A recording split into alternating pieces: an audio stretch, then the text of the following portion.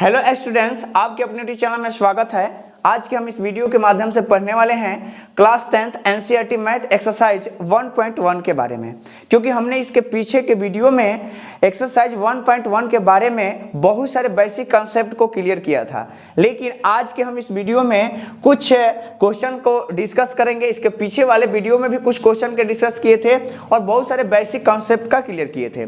अगर आप इसके पीछे के वीडियो को अगर नहीं देखे हैं तो उनको जाकर के देखिएगा, ताकि आपका जो भी बेसिक कंसेप्ट होगा क्लियर हो जाएगा। इसके पीछे के वीडियो में बताया गया है कि पूर्ण संख्या क्या होता है, प्रकृत संख्या क्या होता है, परिमेय संख्या, अपरिमेय संख्या, कहीं ना कहीं इन सबका इस चैप्टर में काम है। तो इसलिए उस वीडियो को जाकर के आप जरूर देख लीजिएगा। तो हमने इसके पीछे के जो वीडियो में हमने आया था प्रश्नावली 1.1 के क्वेश्चन नंबर 1 में जितने क्वेश्चन थे उनका सबका सॉल्यूशन हम लोगों ने किया था। लेकिन इस वीडियो में हम जो है क्वेश्चन नंबर 2 को देखेंगे, ठीक ना, कि क्वेश्चन नंबर 2 में क्या है, क्या कह रहा है, इसके बारे में हम अच्छे से समझेंगे। देखिए, तो आपका क्वेश्चन नंबर 2 क्या कह रहा है कि दर्शाइए कि कोई भी धनात्मक विषम पूर्णांक। ठीक है, आपको अच्छे से समझना है, क्योंकि इस तरह के क्वेश्चन जो हैं आपके एग्जाम में पूछे जाते हैं, ठीक ना। तो आप इसको अच्छा समझना कि दर्शाइए कि कोई भी धनात्मक विषम पूर्णांक 6q+1, ठीक ना, या 6q+3, 6q+5 के रूप का होता है, जहां Q कोई पूर्णांक है, जहां Q कोई पूर्णांक है। ध्यान देना है, हमको यहाँ पर दिखाना है क्या कि धनात्मक विषम पूर्णांक दिखाना है। क्या दिखाना है? धनात्मक विषम पूर्णांक हमको दिखाना है कि 6q+1, 6q+3 और 6q+5 के रूप का होता है, ठीक ना। तो इस तरह के कंडीशन में हमको क्या करना होगा, देखिए। तो हम सबसे पहले क्या करते हैं कि अगर हम पूर्णांक को, यानी कि जो हमारा पूर्णांक है, ये ध्यान से अगर देखेंगे तो क्या चल रहा है, यानी कि ये चल रहा है BQ+R। इसके पीछे के वीडियो में हमने बताया है यूक्लिड एल्गोरिदम विभाजन बताया है। यूक्लिड एल्गोरिदम विभाजन क्या होता है? A बराबर BQ+R होता है ना। तो अगर हम क्या करें कि हम इसको a के बराबर मान लें, यानी कि a होता है आपका भाज्य, b होता है आपका भाजक, q होता है भागफल और r होता है शेषफल, ठीक ना। तो अगर हम इसको क्या करें कि हम इसको a मान लेते हैं, तो अगर a मान लेंगे तो आप देखेंगे, अगर हम इसको a मान लेंगे तो हमारा 6q+R हो जाएगा कि नहीं हो जाएगा। तो यहां से हमको देखने से मिलेगा कि b = मिल जाएगा, हमको मिल जाएगा। फिर इसके आगे का जो कंसेप्ट है हम करेंगे, जैसे जैसे करेंगे वैसे वैसे आपको बहुत ध्यान से समझना है, ठीक है। उसके बाद आपको पूरा समझ में आ जाएगा कि इसको किस तरह से दर्शाया जाता है, ठीक है। तो सबसे पहले आपको क्या करना है कि सॉल्यूशन में आपको क्या कीजिएगा कि जो इसमें आपका पूर्णांक है, इस पूर्णांक को आप क्या कीजिएगा कि a लीजिएगा, यानी कि जो विषम हम पूर्णांक को दिखाने वाले हैं उसको मान लीजिएगा a। तो हम यहाँ पर लिख लेते हैं कि माना कि विषम पूर्णांक क्या है, विषम पूर्णांक इक्वल टू क्या है, a है। हमने क्या किया कि मान लिया कि विषम पूर्णांक क्या है, a है। तो a इक्वल टू और साथ में हम b को मान लेते हैं, और b इक्वल टू हम मान लेते हैं इसमें क्या, 6 मान लेते हैं। b इक्वल टू हमने क्या किया, 6 मान लिया। अब हम इसमें लगा लेते हैं क्या, यूक्लिड एल्गोरिदम विभाजन। तो लिखेंगे यूक्लिड विभाजन प्रमेय से, ठीक ना। यूक्लिड विभाजन प्रमेय से हमने a इक्वल टू मान लिया विषम पूर्णांक को, और यूक्लिड b इक्वल टू मान लिया 6 को, इसमें जो 6 है देखिए। और उसके बाद हम यूक्लिड विभाजन प्रमेय लगाते हैं। यूक्लिड विभाजन प्रमेय क्या होता है, a बराबर BQ+R होता है। हम जानते हैं जो कि इसमें r का जो मान होता है, इसमें r का मान, ठीक ना, वो 0 से क्या होता है, 0 से बड़ा होता है। r का मान 0 से बड़ा या फिर 0 के बराबर, और b से क्या होता है आपका, छोटा होता है।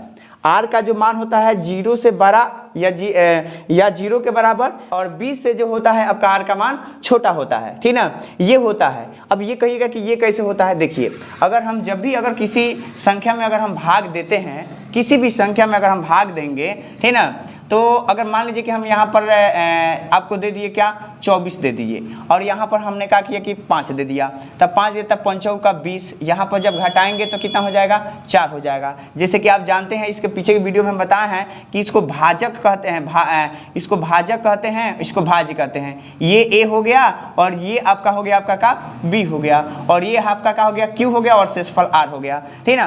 तो अगर आप देखिएगा तो जो शेषफल होता है वो हमेशा b से छोटा होता है। यही चीज दिखाया गया है कि r जो होता है हमेशा b से छोटा होता है और 0 से बड़ा होता है। r जो होता है 0 यानी कि 0 r क्या मतलब यहाँ पर 0 आ सकते हैं, कभी कभी किसी भाग देते हैं तो यहाँ पर 0 आ जाता है, जिसकी वजह से वही लिखे गए कि r 0 हो सकता है और 0 से बड़ा हो सकता है। तो यही हमने इसको दिखाया है। तो चलिए थोड़ा सा हम इस कंसेप्ट को थोड़ा सा इस तरह लिख सकते हैं।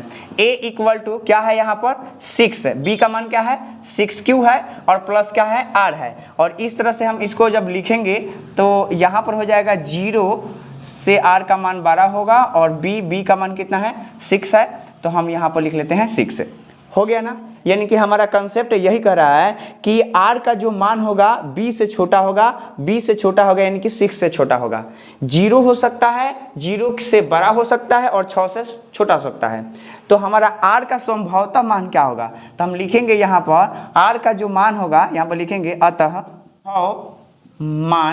r का संभव मान, यानी कि r इक्वल टू क्या हो जाएगा 0 हो जाएगा, 1 हो जाएगा, 2 हो जाएगा, 3 हो जाएगा, 4 हो जाएगा, 5 हो जाएगा, 6 नहीं होगा। क्यों नहीं होगा 6? इसलिए नहीं होगा क्योंकि यहाँ पर कह रहा है कि जो r का जो मान होगा b से छोटा, यानी कि हमारा b 6 है तो 6 से छोटा होगा, और 0 या 0 से बड़ा होगा, तो 0 और 0 से बड़ा होगा। तो इसमें जो हमारा शेषफल यानी कि r का जो मान होगा 0 से बड़ा और 6 से छोटा होगा, तो ये r के पूरे मान है। अब हम इसको क्या करेंगे कि इस r के मान को, जो हमारा कंसेप्ट है ये, यानी कि a बराबर bq प्लस r, हम इन्हीं में क्या करेंगे, इसी में क्या करेंगे r का मान रखेंगे। जब r का मान रखेंगे तो हमको कुछ कंडीशन दिखेंगे, उसके बाद हमारा सिद्ध हो जाएगा। जैसे देखिए कि अगर मान लीजिए कि अगर हम r इक्वल टू इसमें r इक्वल टू क्या रखते हैं 0 रखते हैं, क्या रखते हैं 0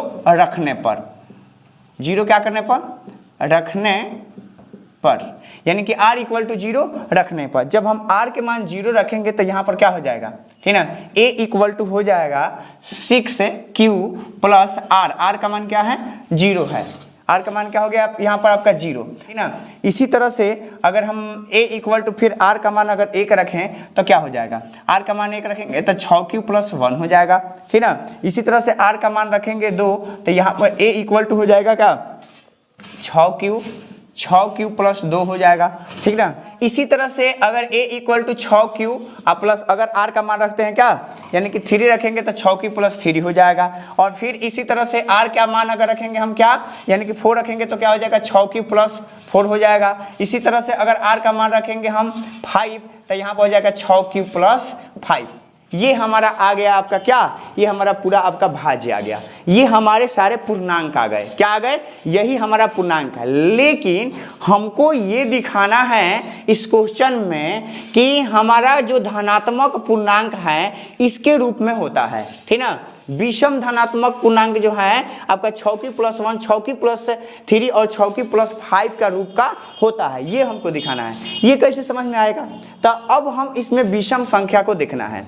आपको हमने पीछे के वीडियो में एक बात बताया था कि विषम संख्या उन संख्याओं को कहते हैं जिसमें 2 से भाग नहीं लगते हैं, उन्हीं को ना विषम संख्या कहते हैं। तो अगर हमारा 2 से भाग लग जाएगा तब तो ये सम संख्या हो जाएगा, और जिसमें नहीं लगेगा वो क्या हो जाएगा, विषम संख्या होगा। यही हमारे संख्याएं हैं, यही हमारा पूर्णांक है, ठीक है। तो हम थोड़ा सा इसमें करके देखते हैं कि किसमें 2 से भाग लगता है और किसमें 2 से भाग नहीं लगता है।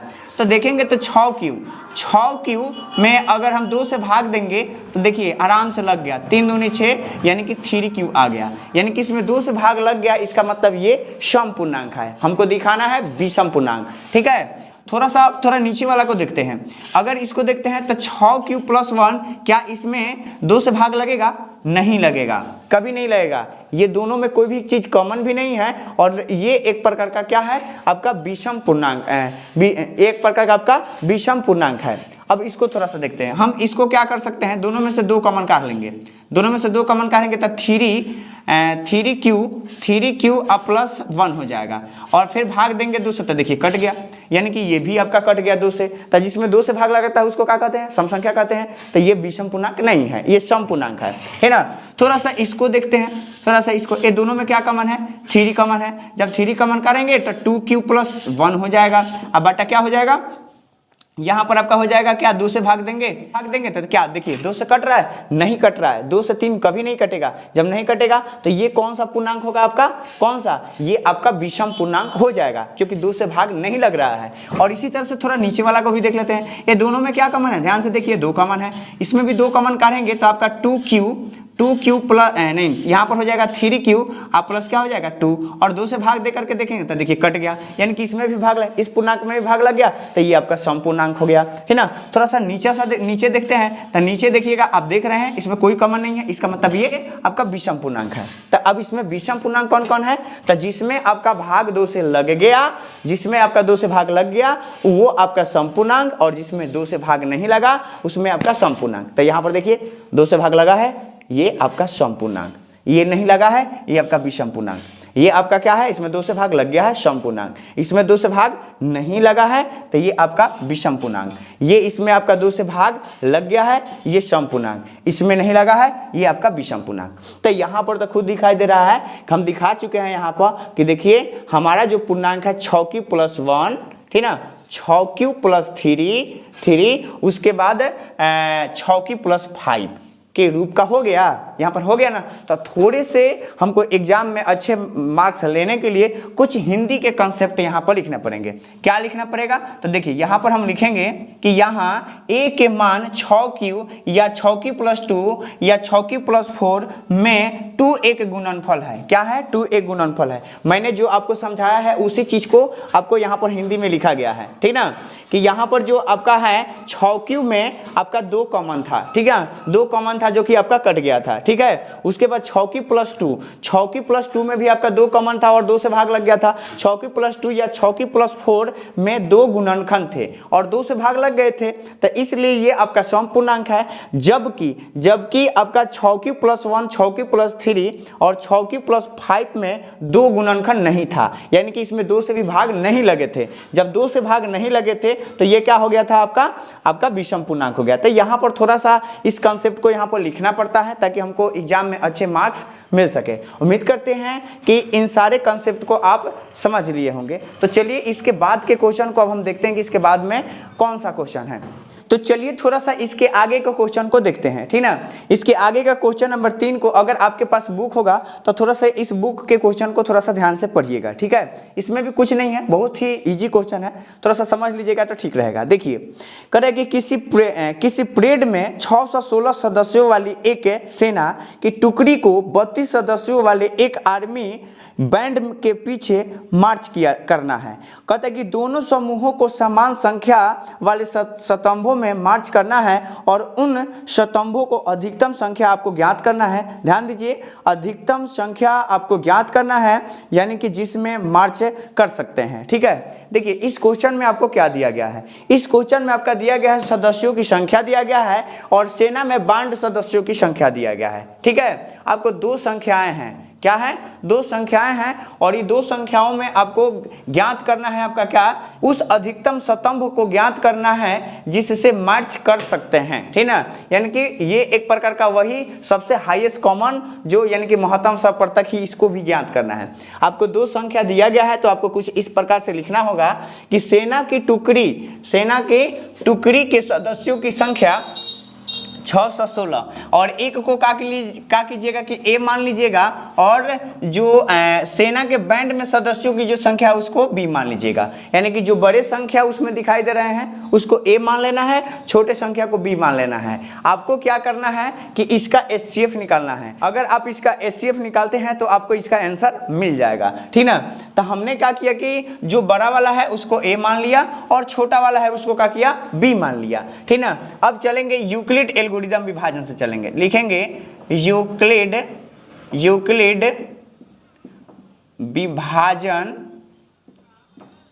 विभाजन प्रमेय से।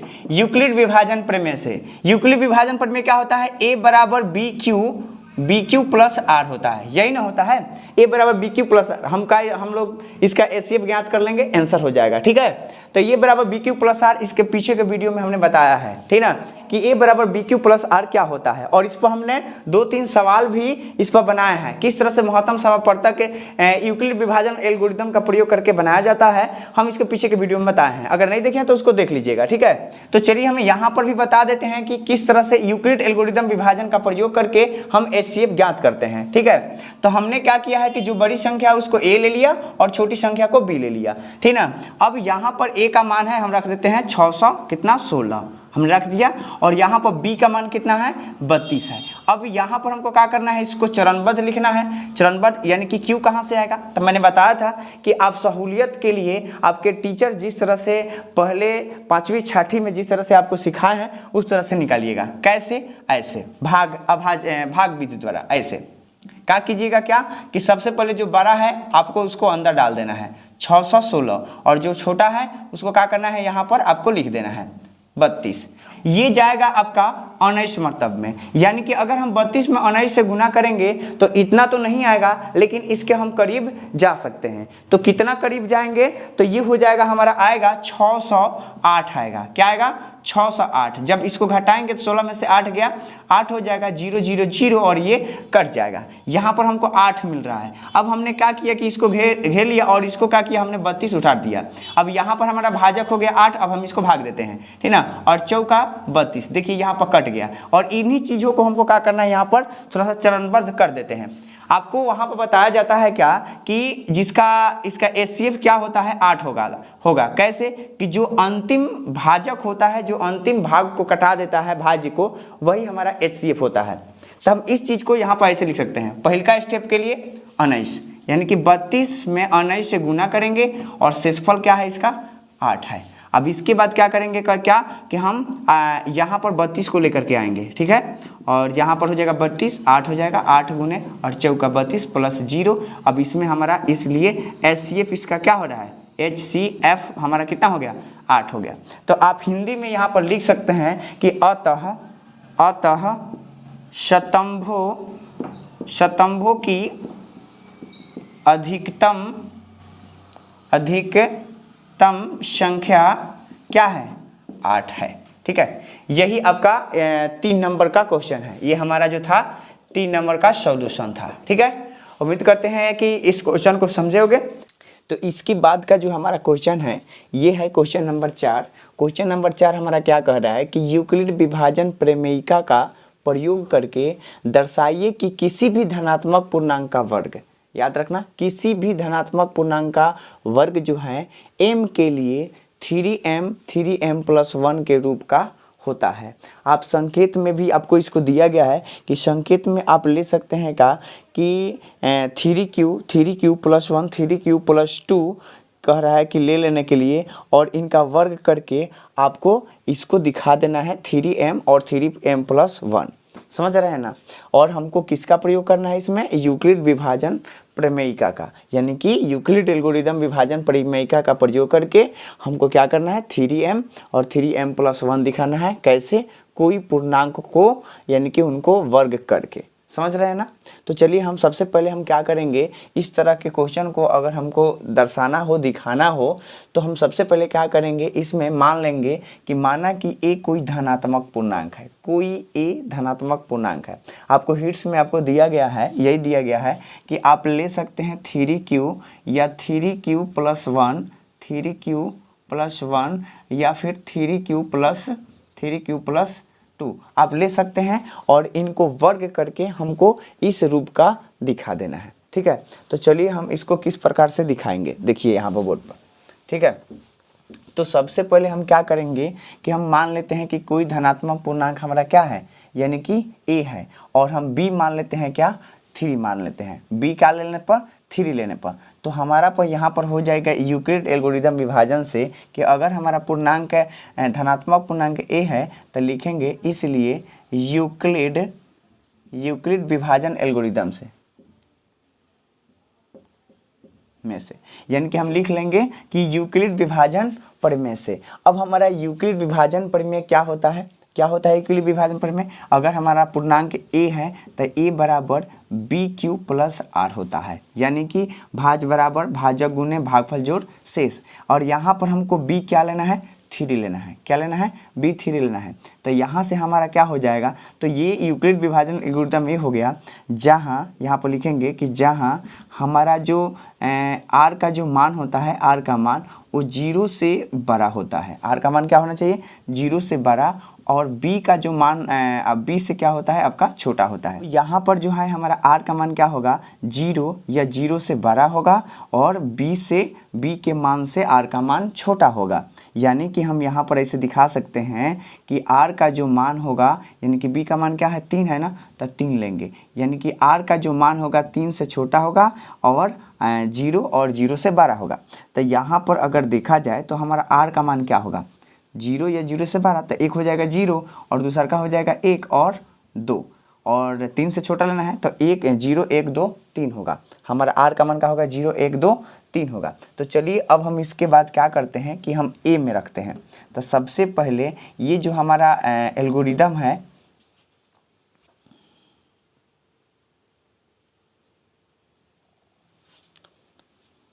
रखते हैं। तो चलिए हम सबसे पहले क्या करते हैं कि केस फर्स्ट लेते हैं, CASE।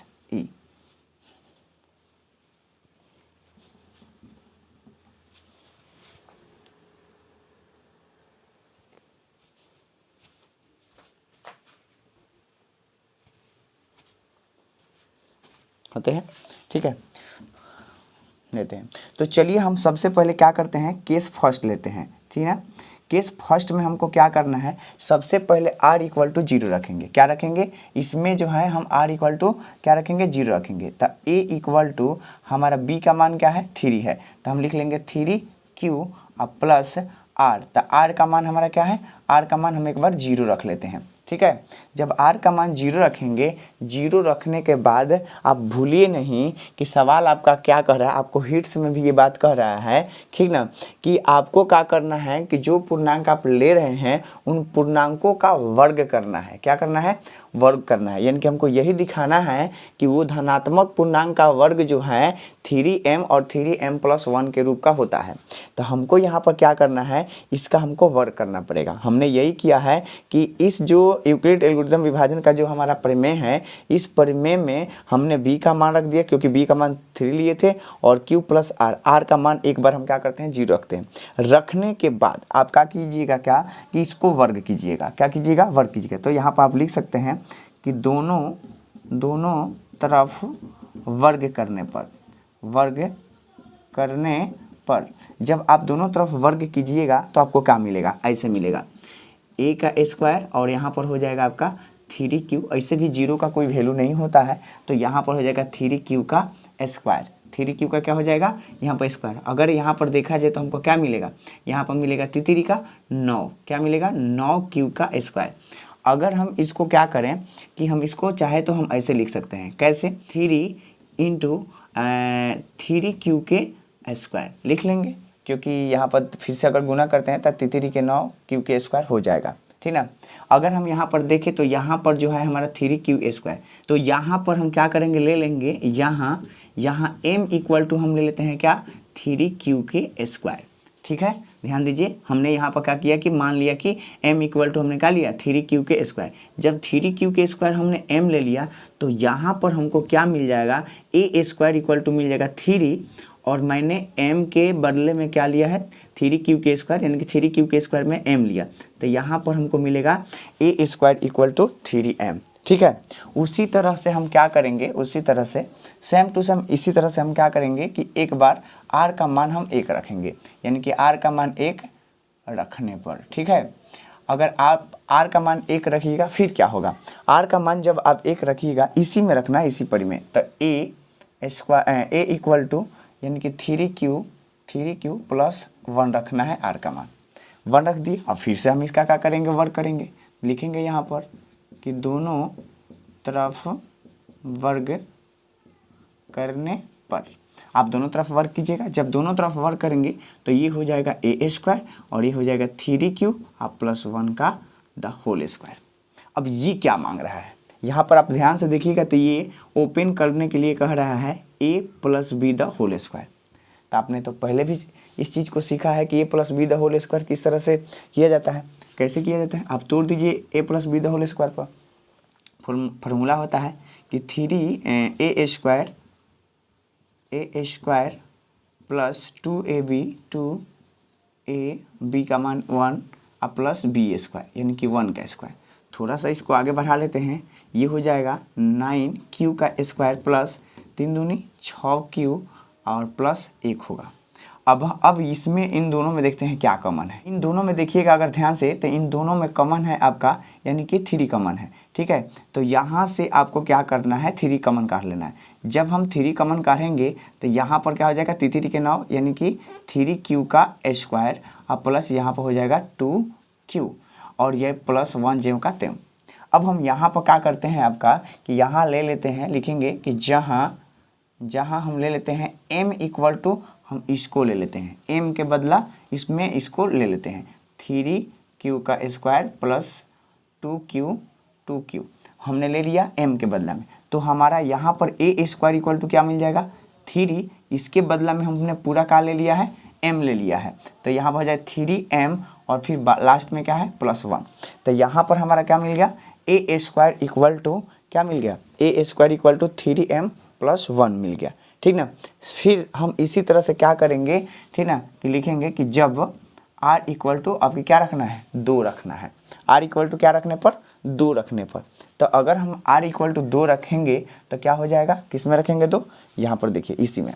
तो ये हो जाएगा हमारा a = यानी कि 3q प्लस r की जगह पर क्या रखना है 2 रखना है। यहाँ पर r की जगह पर हमने 2 रख दिया। फिर से हम इसका वर्क करेंगे, लिखेंगे दोनों तरफ वर्ग करने पर। तो जब दोनों तरफ वर्ग करेंगे तो ये हमको हो जाएगा का a स्क्वायर = और यहाँ पर हो जाएगा 3q + 2 द होल स्क्वायर। फिर यहाँ पर वही चीज़ आपको मांग रहा है ठीक ना a + b the whole square. ध्यान दीजिए, अब इसको हम क्या करेंगे a + b the whole square पर हम इसको ओपन कर देंगे। ठीक ना, ओपन करने के बाद हमको क्या मिलेगा, थोड़ा सा यहाँ पर ध्यान दीजिए। तो ये हमको यहाँ पर ये मिलेगा कि 3q का स्क्वायर प्लस 2a का मान क्या है आपको 3q प्लस b का मान और b का मान क्या है आपका 2 है। ठीक है, तो 2 लिख लीजिए प्लस b के स्क्वायर यानी कि 2 का स्क्वायर। ठीक है, अब हम इसको क्या करते हैं कि इसको थोड़ा सा अब इसको हम क्या करते हैं थोड़ा सा इसको गुना कर लेते हैं यानी कि 3 के 9q के स्क्वायर प्लस ये हो जाएगा 3 दूनी 6 6 दूनी 12q हो जाएगा और प्लस यहाँ पर हो जाएगा 4 हो जाएगा। अब इसके बाद हम क्या करते हैं थोड़ा सा इसमें भी कॉमन देख लेते हैं कि इसमें क्या कॉमन है। ठीक है, तो हम ऊपर थोड़ा सा लिखते हैं यहाँ पर। ठीक है, तो अगर ध्यान से देखा जाए तो इसमें क्या कॉमन है, इसमें नहीं बल्कि इसके बदले में कुछ लिख देते हैं यहाँ पर लिख देते हैं ऐसे। ठीक है, a square = 9q square plus ये हो जाएगा 12q और प्लस ये 4 के बदला में लिख सकते हैं आपको 3 + 1 लिख सकते हैं। 4 के बदला में नीचे हम लिख सकते हैं 3 + 1। अब ये तीनों में हम कॉमन देखेंगे, किस में देखेंगे तीनों में कॉमन। तो अगर तीनों में ध्यान से देखा जाए तो हमको क्या कॉमन मिल रहा है 3 कॉमन मिल रहा है। तो जब हम इसमें से 3 कॉमन काट देंगे तो यहाँ पर ऐसे मिलेगा 3 मिलेगा हमको क्या 3q का स्क्वायर प्लस 4 3 के 12 हो जाएगा 12q हो जाएगा क्योंकि 3 कॉमन काट लेंगे तो। और फिर नीचे जो है 3 में से अगर 3 कॉमन काट लेते हैं तो 1 बचेगा। ठीक ना, तो प्लस में 1 लिख दिया और लास्ट में 1 रहेगा। ठीक ना, क्योंकि यहाँ पर हमने 4 के बदला में 3 + 1 लिखा था। ठीक है, अब हम यहाँ पर क्या करते हैं लिखेंगे कि जहाँ हमको क्या करने पर यानी कि m बराबर हम इस सबको ले लेते हैं यानी कि 3q का स्क्वायर प्लस ठीक ना 4q + 1 m बराबर ले लिया तो हमको यहाँ पर a स्क्वायर बराबर क्या मिल जाएगा 3m + 1। अब देखिए हमने इन सारे कंसेप्ट को सिद्ध कर दिया। हमको यही ना दिखाना था कि जो है यानी कि हमको ये नहीं था कि किसी धनात्मक पूर्णांक का जो वर्ग है यानी कि वर्ग किसी पूर्णांक m के लिए 3m और 3m+1 के रूप का होता है। तो देखिए हमने यहाँ पर दिखा चुके हैं, ठीक ना, यहाँ पर यानी कि 3m और फिर आ गया है आपका 3m+1, ठीक है।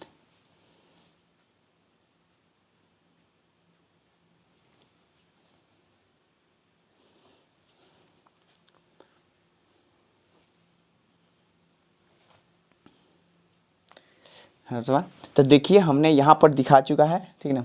तो देखिए हम यहाँ पर दिखा चुके हैं, क्या दिखा चुके हैं, 3m यानी कि a² = 3m, ठीक ना। ये जो पूर्णांक का जो वर्ग है यही हमारा वर्ग है, यानी कि वर्ग यानी कि 3m+1 के रूप का होता है। तो अब हम लास्ट में थोड़ा सा लिख लेंगे क्या, तो लास्ट में हम यहाँ पर थोड़ा सा लिख लेते हैं, क्या लिख लेंगे कि अतः किसी भी धनात्मक पूर्णांक का जो वर्ग है यानी कि किसी पूर्णांक m के लिए 3m+1 के रूप का होता है। आप लास्ट में इतना लिख लीजिएगा, वही चीज़ है जो आप इस चीज़ को समझ रहे थे, ठीक ना।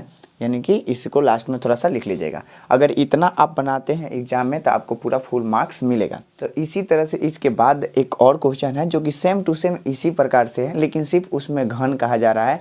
आप इसी तरह से काम कीजिएगा, बिल्कुल इस तरह से काम कीजिएगा, लेकिन उसमें a+b²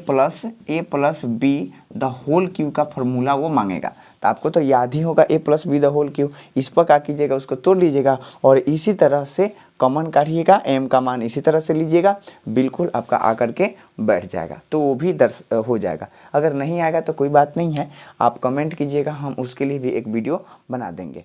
तो आज के लिए इतना ही रहने देते हैं।